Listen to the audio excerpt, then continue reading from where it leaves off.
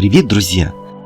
Российский снайпер 5-й гвардейской бригады 51-й гвардейской армии Южного военного округа рассказал о борьбе с тяжелыми дронами армии Украины.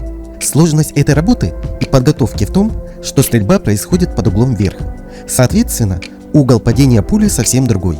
Сейчас самая дальняя дистанция поражения дронов 800 метров.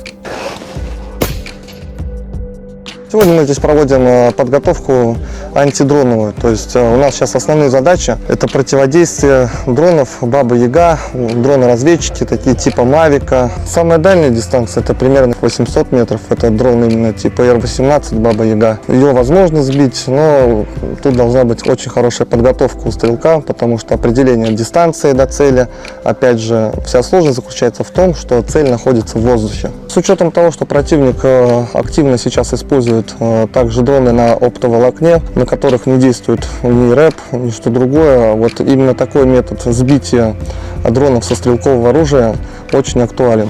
На современном этапе беспилотники противника любого типа – это главная угроза для пехотинца на поле боя. Если дрон, то самый дальний у нас пораженная Баба-Яга.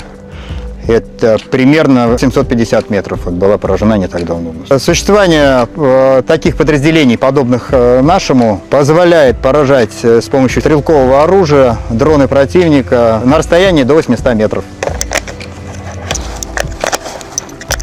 Самое главное при стрельбе по беспилотникам противника нужно учитывать, что присутствует угол места цели, соответственно, вносить поправки по дальности. Кроме того, цель, как правило, быстро движущаяся, соответственно, нужно уметь рассчитывать упреждения, чтобы сделать вынос точки прицеливания по движущейся цели, использовать для опоры различные местные предметы, так как стрельба подразумевается вверх, что требует определенного навыка. Квалификация должна быть очень высокая. Друзья, спасибо за просмотр. Приглашаем вас стать частью нашего сообщества и получить новые знания.